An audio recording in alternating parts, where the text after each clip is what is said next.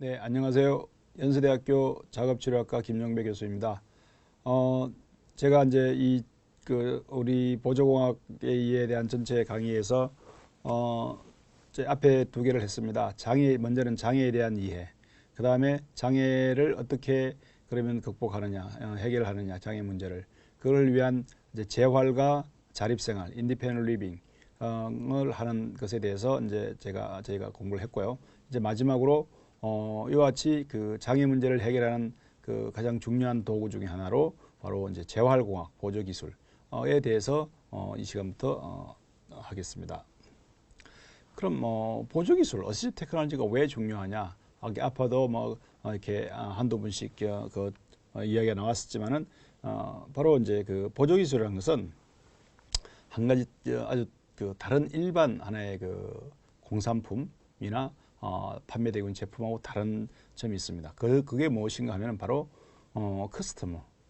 보조기술은 그것을 커스터머가 좀 틀리다는 겁니다. 무슨 소린가 하면은 당연히 보조기술을 사용하는 사람이 그 소비자겠죠. 바로 그 이제 척수손상이나 뭐 다른 여러 가지 장애를 가진 사람. 그런데 문제는 그 사람만이 사용하는 게 문제가 아니라 같이 사는 그 가족이나 또 옆에 있는 활동부조인 또 그 사용 방법을 알아야 되고 어떨 때는 또 그것을 고려해야 되고 또 특히 이 그 보조기술은 대개는 이제 그 가격이 하나의 이제 어떤 거는 뭐 값싼 것도 있지만은 어떤 거는 되게 이제 고급 기술을 하이텍을 사용하기 때문에 비싼 그런 장비도 있으면 그럼 그것을 누가 또 이제 그러면 장애인 당사자가 지불 능력이 없을 때 그럼 누가 그것을 지불하느냐 이러한 문제. 그래서 헬스 인슈어런스나 정부 공적 급여를 제공하는 third party payer 이런 사람들도 하나의 어떻게 보면 소비자입니다. 그 사람들이 돈을 내기 때문에. 그리고 어떻게 보면 이 보조 기술을 통해서 이제 우리가 장애인이 어떤 활동을 하게 되고 사회 참여를 하게 됨으로써 바로 어떤 사회의 어떤 하나의 어떤 베네핏을 주게 되기 때문에 그 개인 당사자뿐만 아니라 바로 사회 전체도 하나의 어떻게 보면은 이제 소비자라고 볼 수 있습니다. 그래서 바로 이와 같은 그래서 그런 의미에서 바로 그 사회 전체 하나의 이제 그 영향을 미치기 때문에 바로 소셜 캐피탈은 뭔가 하면은 바로 어떠한 그 프렌십 친구를 맺고 그리고 소셜 커넥트리 있어 사회에서 어떤 관계를 형성하는 이런 것을 어떤 대표하는 말이라고 볼 수 있습니다. 바로 어떤 그 우리 지역 사회에서의 어떤 관계 형성을 통해서 형성되는 그런 가치가 바로 소셜 캐피탈이라고 말할 수 있습니다. 그 소셜 캐피탈은 바로 그런데 장애인인 경우에 장애를 갖게 돼서 어려움을 겪고 있을 때 바로 이와 같은 보조 기술을 통해서 아까 이제 장애 이해 시간이고 이런 여러 가지 진짜 자동차 환경 여러 가지 모든 것이 이런 기술과 어떤 그 제품을 통해서 이제 장애인에게 이제 할 수 없는 것을 할 수 있게 해주는 그런 환경이 바뀌는 거지 않습니까? 그럼으로써 뭐가 된다는 거예요? 장애인이 일반 같은 사회 구성원과 함께 이제 활동을 하게 되고 또 똑같이 사회를 참여하게 되고 그러면서 어떻게 됩니까? 그 사람들이 사람을 사귀게 되고 바로 친구를 사귀게 되고 또 사회의 강화 사람들과 관계 형성을 하게 되는 거죠. 그것을 통해서 그것이 바로 소셜 캐피탈이라는 거래요. 그래서 소셜 캐피탈이 그런 관점이기 때문에 바로 그런 소셜 캐피탈을 위해서는 어떻게 됩니까? 또 직장도 가져야 되잖아요. 임파워먼트가 돼야 돼요. 임파워가. 왜?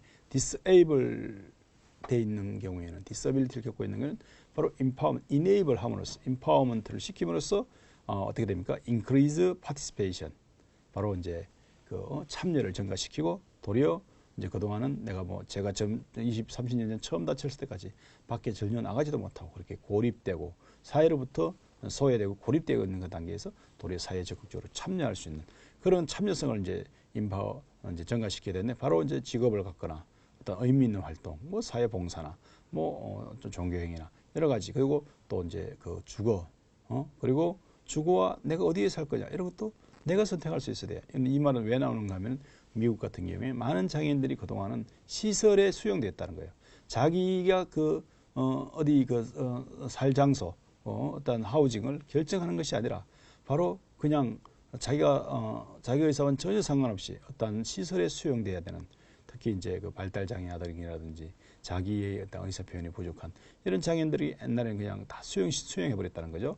이제 근데 거기에 대해서 주거에 대해서도 본인이 결정할 수 있도록, 그리고 또한 이제 커뮤니티에 참가할 수 있도록 하는 그런 이제 교통수단, 이런 것들을 제공함으로써 통해서, 이런 것을 통해서 어떻게 됩니까? empowerment, 개인의 역량이 강화되고, 어떻게 됩니까? 장애인의 경우 enable 함으로써 바로 이제 액티비티가 증가되고, 그 다음에 participation이 증가되는 이제 이런 관계가 이제 형성이 되는 거죠. 그래서 어시스티브 테크놀로지 자체가 하나의 되게 이제 밸류어블한 가치 있는 도구가 되게 하는 것입니다. 그래서 이제 가치라는 것은 무엇입니까? 바로 그래서 어떤 그 중요한, 아까도 말했지만 니즈, 그 개인의 어떤 필요한 니즈. 저 같은 경우에 처음에 다치니까 전동일치도 필요하고, 컴퓨터나 이런 기술도 필요하고, 여러 가지 또 도와주는 활동 보조인도 필요하고, 컴퓨터를 쓸 수 있게 하는 여러 가지 이런 거치대나 이런 특수 마우스 이런 것들도 필요하고, 이런 많은 필요들, 이런 보조기기들이 필요하잖아요. 그 보조기기들이 제공됨으로 있어서 어떤 그 사람의 니즈를 충족시켜 주는 거죠. 그래서 니즈가 충족되면 어떻게 됩니까? 그 사람이 바로 도리어 건강한 삶을, 그리고 또 소셜 캐피탈, 바로 사회에 참여하게 됨으로써 많은 사람과의 관계를 형성하게 되고, 사회에 일단 기여하게 되는, 그러므로써 그 사람이 일단 그 소셜 캐피탈이 증가에 기여하게 되고, 그리고 결국은 그 제품은 바로 어떤 그 개인의 삶의 질을 증진시켜서 개인의 삶의 가치를 강화시키는, 그래서 결국은 그 사람에게 하나의 어떤 그 아주 그 밸류어블한 어떤 가치로운 그러한 어떤 그 도구가 되는 거죠. 그래서 바로 우리가 보조기기를 이제 개발하고 보조기기를 서비스하는 이런 이제 하나의 중요한 이제 분야가 되고 있습니다. 장애인이 자립해서 사는데, 재활이나 인디펜던트 리빙에 있어서 아주 중요한 그런 이제 하나의 영역이 되는데, 바로 그 보조기, 우리 이제 대학생들 같은 경우에 보조기기를 개발하는데 이제 자기들의 달란트를 사용할 수 있고, 또 그것을 서비스하는데 장애인은 다 다릅니다. 아주 수많은 장애인들이, 모든 장애인들이 조금씩 다 다릅니다. 그 장애인들의 상태를 잘 평가하고, 그 사람 니즈를 잘 평가하고, 그렇게 해서 그 사람에게 맞는, 그래서 그 사람에게 가장 최적의 일단 그런 보조기를 제공하는 그런 서비스를 하는 전문가, 그리고 또 같이 공학에서 그것을 전문적으로 또 만드는, 우리 많은 기술들을 잘 적용해서 그런 것이 필요하게 되는 거죠. 그래서 이제 미국에서 그 대학원생들을 대상으로 설문조사를 했습니다. 미국의 대학원생들에게 그들이 이제 대학원을 졸업해서 전문가로서 어떤 취업을 하게 될 텐데, 그들이 첫 번째 갖게 되는 직업을 선택할 때 무엇을 고려하겠느냐라고, 그 이제 그 직업을 선택하는 데 가장 그 우선시하는 그 요소가, 팩트가 뭐냐라고 답했을 때 1위가 뭐였나 하면 advancement opportunity, 자기 개발에, 자기 개발, 자기 성장의 기회가 있는 그런 직업을 선택했으면 좋겠다. 근데 2위는 또 뭐였느냐? 바로 benefit society, 뭔가 나도 사회에 기여하고 사회에 공헌하는 그런 기회를 그 직업을 통해서 그럴 수 있으면 좋겠다. 세 번째가 셀러리, 월급이야. 월급을 많이 주는 것이 좋겠다. 월급을 적게 주는 게 좋다, 그건 아니겠죠? 월급을 많이 주는 게 좋겠다. 그리고 이제 그런 식으로. 그래서 바로 뭐였지? 어떤 급여 수준보다도 더 우선시하는 자기 개발과, 그리고 사회를 이롭게 하는, 사회에 기여하는 그런 직업을 갖겠다고 이제 그 대답을 했습니다. 그랬을 때 이 바로 제가 이야기를 하는 이유는, 보조기술 전문가는 바로 그 보조기술을 만들거나 개발하거나 서비스함을 통해서 아까도 얘기했지만 개인을 임파워먼트 시키고, 개인을 이네이블 시켜서 그 사람이 사회에 참여하고, 결국 우리 사회가 아주 건강하고 풍부해지는 소셜 캐피털을 증가하는, 우리 사회가 건강하고 사회가 부해지는 데 기여하는 그러한 아주 좋은 직업이라는 것이죠. 예. 그래서 단순히 제가 공학을 하고 단순히 무슨 의료 전문가가 되는 것보다도 그런 것도 다 물론 중요하지만은, 이와 같이 이왕이면 또 이런 일을 할 수 있으면 더 좋지 않겠느냐. 이제라고 생각해서 미국에서는 이런 분야가 상당히 좋은 인기 있는 직업군에 속합니다. 작업치료, 물리치료, 또 보조공학 뭐 이런 것들이 상당히 좋은 그런 직업군에 속합니다. 그래서 그래서 이제 아까도 앞에서 잠깐 설명했었는데 미국의 이런 자립생활 운동에 지금의 자립생활 센터가 있게 한 자립생활 운동의 아버지라고 불리는 에드 로버츠가 아주 심한 중증 장애인인데 바로 처음으로 전동일체를 사용한 세대입니다. 그렇기 때문에 전동일체가 있었기 때문에 그나마 이 사람도 이런 일들을 할 수 있었던 거예요. 예, 그래서 그 사람이 말하기를 전동일체, 더 파워일체는 바로 독립이다, 인디펜던스다 라고 이제 말할 정도로 그래서 전동일체는 바로 인디펜던스를 대변한다고 이제 말을 하고 있습니다. 그래서 그러면은 이런 이제 예들을 몇 개 좀 더 보겠습니다. 제가 이제 메릴린 해밀턴이라는 사람을 잠깐 소개하겠는데요. 이분은 지금 그 화면에 나오듯이 휠체어에 이렇게 아주 예쁘게 아주 깔끔한 휠체어, 예쁜 휠체어에 이렇게 앉아 있는 그 숙녀분이십니다. 근데 이분은 본래 1978년도에 사고를 당했는데 바로 이와 같이 행글라이더를 타고 타다가 이제 착취하면서 해가지고 허리에 대한 척수 손상을 입어서 이제 하반신 마비가 된 거죠. 그런데 이 사람은 워낙 본래 액티브 해가지고 침대에 그냥 가만히 누워 있을 수가 없는 사람이에요.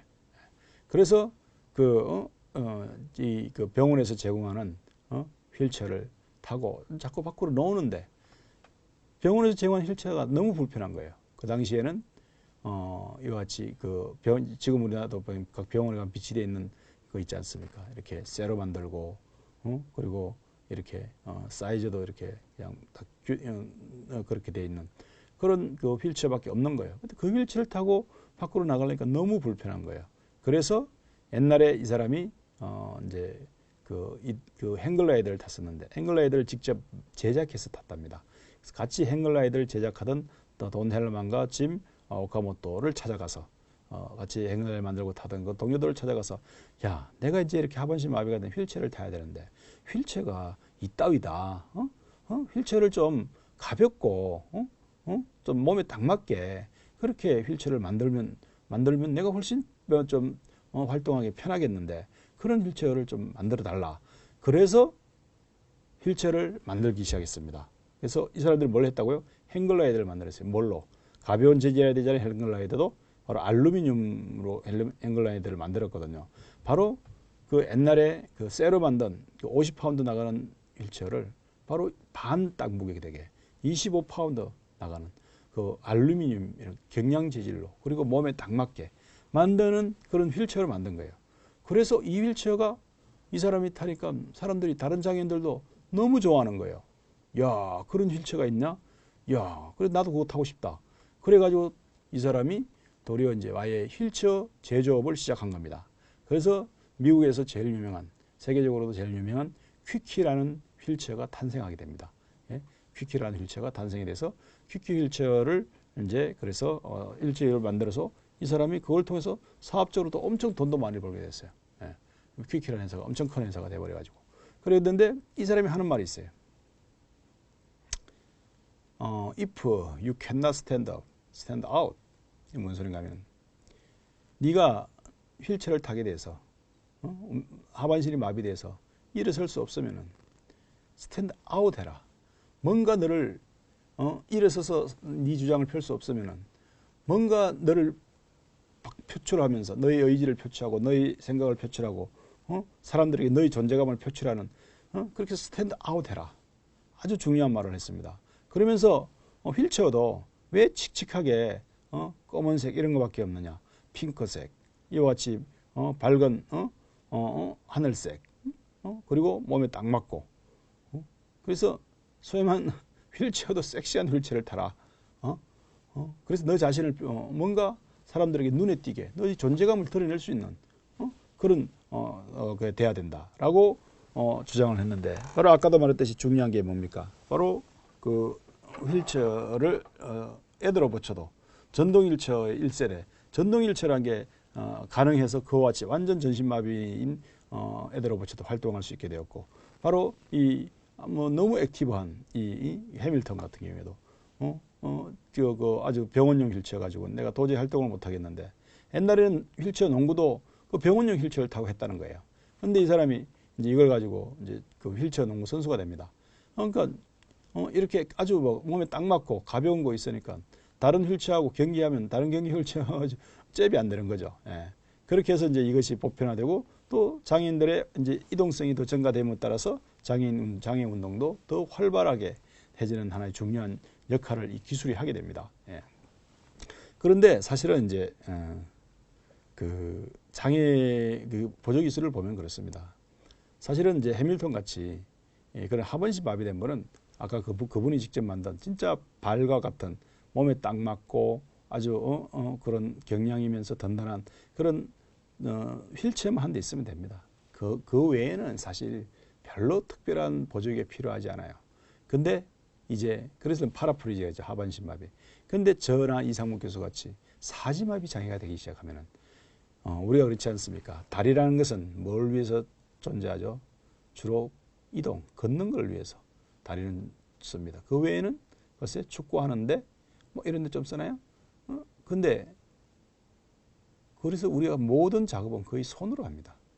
그래서 하반신 마비되면 이동 보조기기, 휠체어만 제대로 좋은 거, 그 몸에 맞는 게 있으면 그 사람 일반인과 할 수 있는 거의 많은 것을 요즘 다 할 수 있습니다. 근데 상지가 마비되면, 상지를 못 쓰게 되면 진짜 거의 모든 것을 못 합니다. 예. 이상묵 교수님, 손을 전혀 못 쓰니까 아무것도 못 하잖아요. 자기 스스로. 근데 이제 보조기술 도움을 받아서 컴퓨터를 할 수 있고, 그래도 휠체어를 움직일 수 있고, 요즘 컴퓨터로 모든 것을 하니까, 또 스마트폰으로 모든 것을 하니까, 전화 걸고 메시지 보내고 카톡하고 어떤 인터넷으로 뭐 정보 찾고, 그리고 PC로 논문 쓰고 그리고 학생들 점수 매기고 다 할 수 있잖아요. 예. 그래서 이와 같이 이런 기술이 그 하반신 마비가 보다도 사지 마비, 중증 장애인이 될수록 이 보조 기술의 역할이 아주 중대하게 되고 아주 큰 그 사람의 삶을 좌우하는 큰 이제 그게 되는 거죠. 그래서 이제 앞에 그 모델에서도 항상 얘기했듯이 디세이블링 프로세스가 일어났으면은 바로 이네이블링 프로세스로서 이제 그 사람의 니즈를 이렇게 이제 그 해결하는 이제 그런 보조기가 되어야 됩니다. 그랬을 때 그 보조기기는 이제 우리가 정의를 앞에 다 디서빌리티도 그랬고 리해빌리테이션, 인디펜던트 리빙 다 우리가 정의를 살펴봤습니다. 그럼 어시스티드 테크놀로지는 어떻게 정의되느냐? 요거는 미국의 장애인 미국의 그 어시스티드 테크놀로지 액트 보조기 법이 있고, 그리고 미국의 장애인 교육법인데 거기에서 이렇게 정의해 놓은 겁니다. 그래서 어시스티브 테크놀로지라는 것은 바로 어떤 그 어시스티브 테크놀로지 디바이스, 그리고 어시스티브 테크놀로지 서비스에 있어서 이제 그 활용될 수 있는 기술을 통칭해서 어시스티브 테크놀로지라 보조 기술. 보조 기술은 결국 보조 기술 도구, 보조 기술 서비스를 통칭하는 거다, 이렇게 말하는 겁니다. 근데 우리나라는 이제 이런 구분이 없어요. 우리나라는 그냥 특히 보조 기술 서비스라는 개념이 없이 그냥 기계만 나눠주고 그냥 그런 생각이기 때문에 그냥 보조 기기라는 것만 존재합니다. 예, 근데 사실 엄밀하게는 이와 같이 보조 기술은 있어서 보조 기술을 정한 도구와 보조 기술 서비스가 그만큼 중요하다는 이야기죠. 예, 그렇게 이제 있는데, 그래서 디바이스는 방금 말했듯이 보조 기술 디바이스는 보조 기술 도구는 바로 어떤 아이템이나 어떤 장비나 어떤 제품인데 그것이 상업적으로서 이제 살 수도 있고, 또 그걸 봐서 수정할 수도 있고, 또 커스터마이즈 할 수 있는 그래서 이제 장애인의 뭐라고요? 펑셔널 캐퍼빌리티, 기능 능력을 증가시키거나 유지하는 데 도움이 되는 펑셔널 캐퍼빌리티를 완전히 의학적인 방법으로는 회복시키려고 그렇지만 우리 회복시키는 못하지만은 기능적인 캐퍼빌리티를 증가시키는 이제 그런 역할을 하는 게 이제 보조 기술이다. 그리고 보조 기술 도구들이다. 근데 그 보조 기술 도구들을 가장 잘 이제 선택하고 잘 쓰도록 하기 위해서는 이와 같이 평가하고 제대로, 그리고 그것을 구매하도록 도와주고, 그리고 일단 잘 선택하고, 그리고 훈련시켜주고, 그리고 또 팔로우업 해주고 하는 트레이닝 해주고, 또 선행을 팔로우 보고 아웃컴을 또 이미지해서 또 피드백을 주고 이런 여러 가지 이런 모든 것이 다 서비스에 해당해. 서비스가 상당히 되게 중요하죠. 왜? 이 보조기술 자체가 하나의 전문적인 어떤 어떤 기술이고 도구이기 때문에 그것을 잘 알고 또 사실 기술을 잘 알아야 되는 분들은 사실은 뭘 잘 알아야 장애인을 잘 알아야 되거든요. 소비자가 다 다르기 때문에 그 소비자를 정확하게 잘 진단하고 평가하고 그 소비자의 상태, 그 사이에 뭘 하려는지 이런 걸 잘 평가해서 거기에 맞는 보조기를 제공하는 서비스가 중요하다고 볼 수 있습니다. 그래서 어시스티브 테크놀로지는 그래서 독립성을 더 강한 great independence 그리고 increase of the 참여, 예? 그리고 결국은 삶의 질을 향상시키는 그런 디바이스가 되는 거죠. 예, 그래서 아까 말했지만 그런 어떤 enable 해줌으로써 할 수 없는 사람, 그들을 enable to perform tasks they were 사실 이것이 없으면 할 수 없었던 그런 일을 할 수 있게 해주는, enable하게 해주는 바로 그런 것이 바로 보조기이다.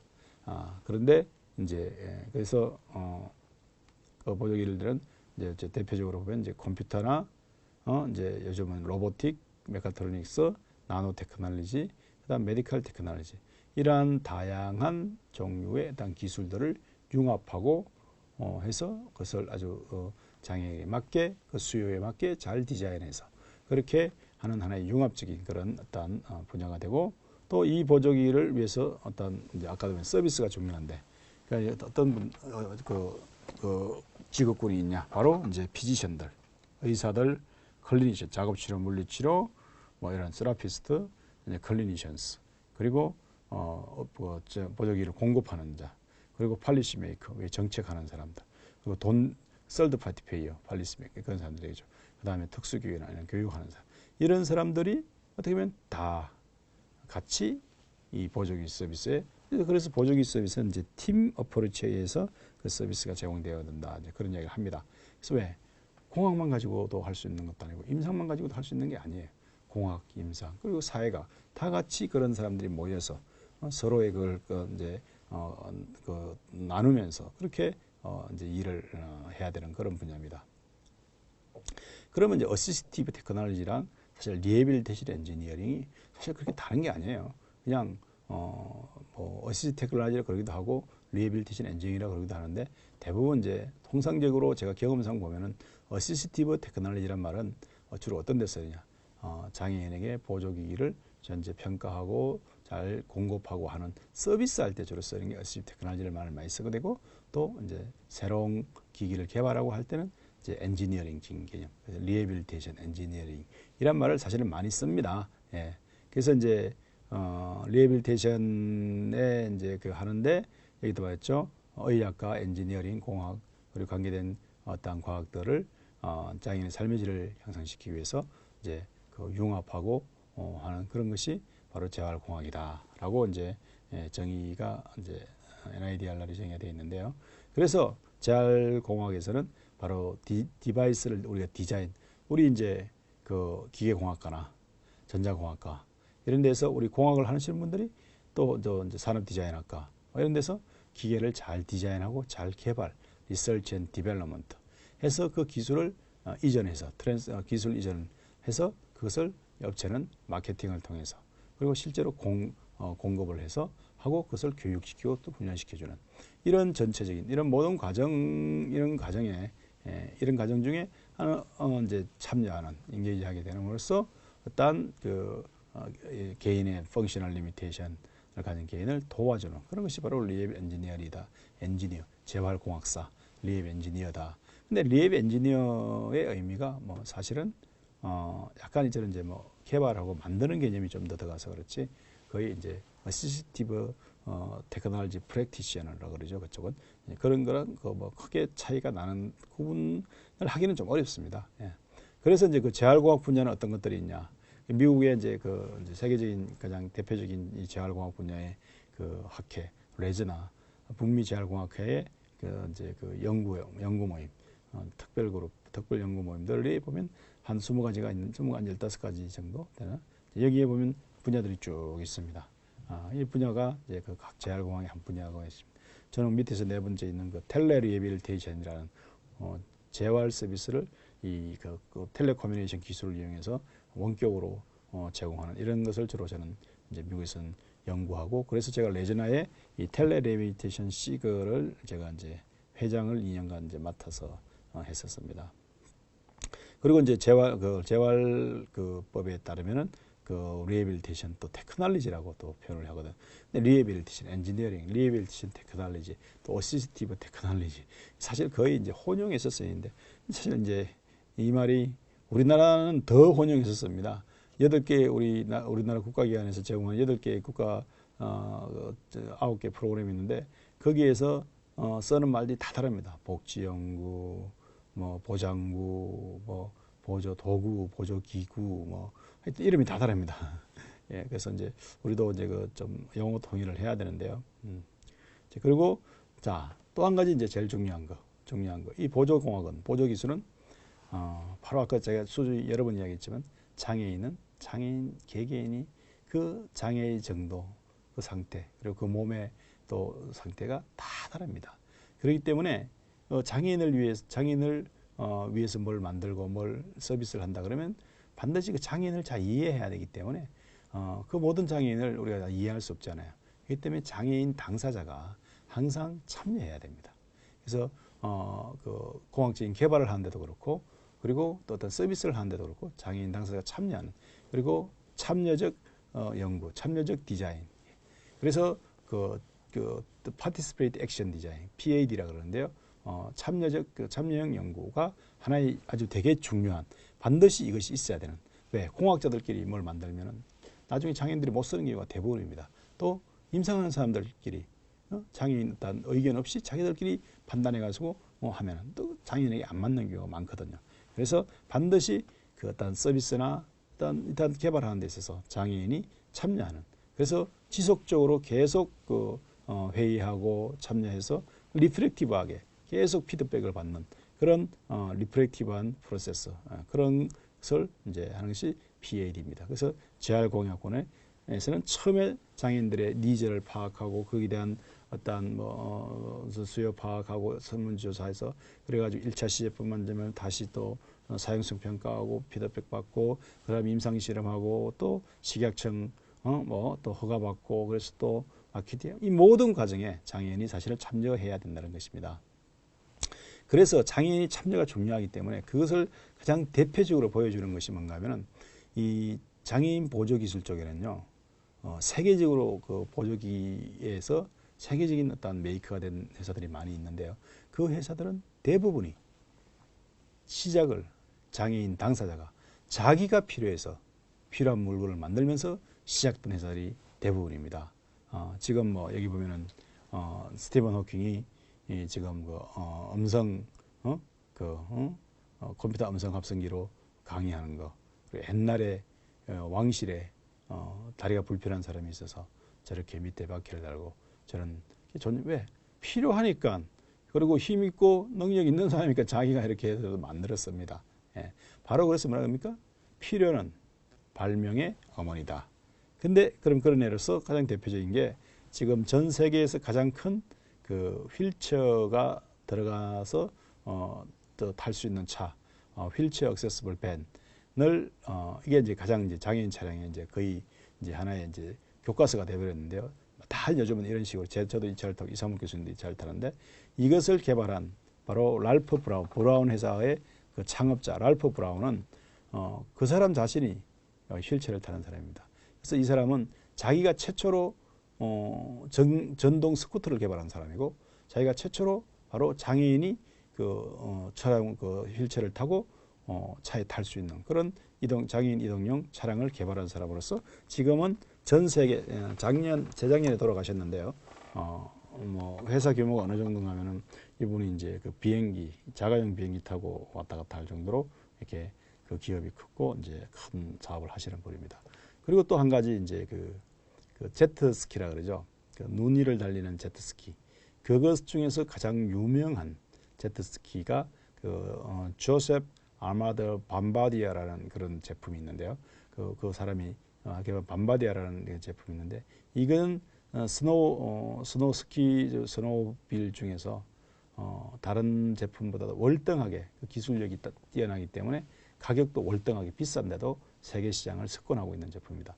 이것도 이 왼쪽에 보면은 카나다 지역에서 눈이 많이 와가지고 카나다 지역에서 자기 딸이 아픈데도 병원을 못 데려가서 그 딸이 나중에 어떤 중이염 이걸로 인해서 길을 멀게 되는 그런 이제 어려움을 겪고 나서 이 눈이 있어도 그 길을 다니는 그런 차량이 필요하겠다 해서 본인 스스로가 개발하기 시작한.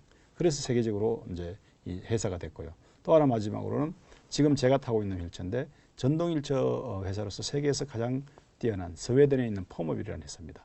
이 퍼모빌이라는 회사는 회사의 제품은 휠체어 한 대 거의 차값입니다. 차값도 어떤 차는 아주 고급 차값 정도가 될 정도로 휠체어가 비싼데 세계에서 그만큼 최고의 기술을 인정받는 거죠. 근데 바로 이 회사를 하신 분은 의사인데 자기 환자 중에 어린 애가 있는데 그 애가 너무 예쁘고 그런데 애가 걷지를 못하고 다니고 이동을 못하니까 항상 집에만 있어야 되니까 걔가 좀 움직일 수 있게 돌아다닐 수 있게 해주자 해서 그냥 수동일체는 걔가 못 미니까 전동으로 된 전동일체를 만들어주자라고 의사인데 그 본인이 직접 전자공학이랑 이런 걸 공부를 다 해가지고 이렇게 만들기 시작해서 지금 세계에서 가장 우수한, 가장 뛰어난 전동일체어 메이커로 자리 잡고 최근에는 요즘 최근에 인고 있는 TI라는 수동일체어사를 또 이제 인수합병하고 또 우리 육창방지용 휠체어 방석으로 가장 세계에서 많이 팔리는 로호라는 그 방석회사도 이제 합병 인수해서 이제 아주 더 이제 크게 지금 하고 있습니다. 그래서 이제 보조 기술은 이와 같이 이제 당사자가 참여해서 만들고 서비스하고 그런 것도 중요하고 바로 또 이제 이제 결론적으로 이 서비스가 중요하다 그랬지 않습니까? 그래서 이제 이 화면은 미국에 제가 있던 그 피츠버그 대학에 이제 유명한 보조공학 센터가 있습니다. UPMC 캣이라고 거기에서 이제 왼쪽에 있는 그 제공하는 분야 서비스 분야가 한 10가지가 넘습니다. 여러 가지 휠체어 심지어는 자동차 오락 스포츠 까지 쭉 컴퓨터 여러 가지 있죠. 요거는 이제 거기 브로셔에 그때 제가 표지 모델로 나왔었고 그래서 이제 우리 이제 앞으로는 우리의 과제는 그렇습니다. 이제 하반신 마비된 이런 분들은 좋은 일쯤 했으니까 이와 같이 쿼드리플리직 스티븐 호킹이나 크리스토프 리브 같이 아니면 저나 이상무 교수님 같이 이 가지 전신이 마비된 사지마비 장애인들을 위해서 우리가 이제 많은 좋은 기술들을 개발해서 컴퓨터를 자유롭게 쓰게 해주고 그리고 또 한 가지는 이제는 가장 강한 게 뭡니까? 이제 스마트폰 시대가 왔습니다. 그래서 스마트폰을 자유롭게 손으로 못 잡으니까 그 대신에 잡을 수 있는 일을 한다든지 또 이상무 교수님 같이 아예 팔을 못 쓰는 분들을 위해서 로봇팔 기능을 좀 일부 활용한 그런 이제 이런 스마트폰 거치대를 해서 이상무 교수님도 사진도 찍을 수 있고 이 스마트폰에 지금 단순히 이제 그렇게 쓰는 것보다도 더 많이 잘 활용하면서 사회생활에 도움을 받기 위해서 이제 필요한 컵 홀더라든지 마이크 홀더 또 이런 것까지도 이제 명함 주고받고 하는 이런 기능까지도 할 수 있는 그런 이제 스마트 이제 가젯을 저희가 지금 개발하고 있습니다. 지금 1차적으로 스마트 마운트를 개발했고 여기에 로봇 기능을 넣어서 하는 이제 스마트 마운트를 개발하고 있는데 왜? 저랑 이상무 교수가 필요하기 때문에 앞에 많은 사람들이 진짜 자기가 필요해서 만들어서 그 분야에 가장 뛰어난 어떤 보조기 회사를 만들었듯이 저희도 어떻게 될지는 모르지만 저희가 필요하기 때문에 저희가 지금 이제 만들고 있습니다. 이와 같이 우리 학생들도 아까 제가 설명했을 때 이 보조기 서비스 분야는 보조기 제작하는 분야는 내가 전공을 살리면서도 뭔가 사회에 내가 기여를 할 수 있는 그런 좋은 분야입니다. 그래서 여러분 다른 임상이나 공학이나 이런 전공 분야 있지만은 또 이 분야에 또 여러분들이 또 이렇게 기여할 수 있다면 그런 기여를 함으로써 여러분의 삶도 장애인의 삶도 정진되지만은 여러분의 삶도 풍요로워지는 다 같이 소셜 캐피탈을 증가시키는 우리 사회를 풍요하게 하는 그런 좋은 분야라고 감히 말씀을 드리겠습니다. 이상 마치겠습니다.